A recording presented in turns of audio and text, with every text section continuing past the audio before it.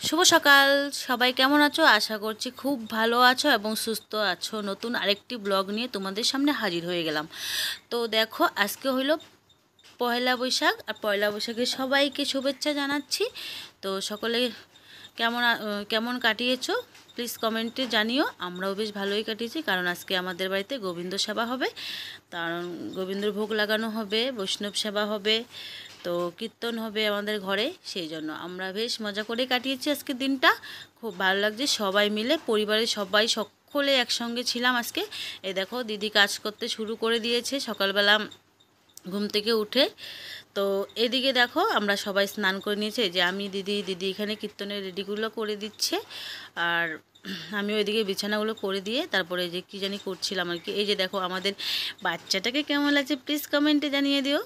তো এদিকে কীর্তনের লোকজন সব এসে গেছে।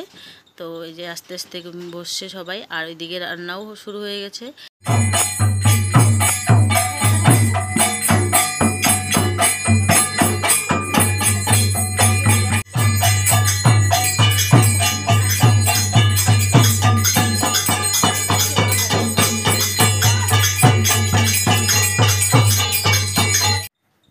এ দেখো, সবাই এদিকে রান্না বান্নার জোগাড় করছে। এখানে দিদি, আর এক দিদি আসছে আমাদের ওই বাড়ির ছদ্দি এখানে এসে যে সবজিগুলো ধুয়ে দিচ্ছে। আমিও একটু হেল্প করলাম। তারপরে যে শাড়ি পরেছি তাই দেখাচ্ছি।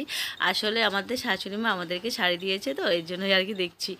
তো শাড়িগুলো কেমন হচ্ছে প্লিজ কমেন্টে জানিও। আর এখানে রান্না হচ্ছে কচু শাক, পনির দিয়ে, আলু দিয়ে রান্না হচ্ছে। একটা ঘ্যাট হবে, একটা ডাল হবে লাউ দিয়ে, আর পায়েস, পুরি, এগুলো হবে, চাটনি। আর এখানে দেখো, আমি বাচ্চাটাকে একটু কুলে নিয়েছি। আর এই যে একজন আসছিল আমাদের বাড়িতে, আর এই যে এখানে একটু কীর্তন হচ্ছে।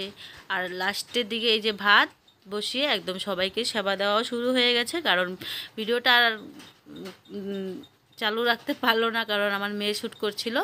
আর আমি দেখতেই পাচ্ছ কীরকম ব্যস্ত, তো একটু টাইম নেই, সারাদিনে ব্যস্তর মধ্যেই কাটিয়েছি। তো খুব ভালো লাগছে। আর প্রত্যেকবার আমাদের এখানে, আমাদের বাড়িতে এই অনুষ্ঠানটা হয়। কেমন লাগলো প্লিজ কমেন্টে জানিও। ভালো থেকো, সুস্থ থাকো।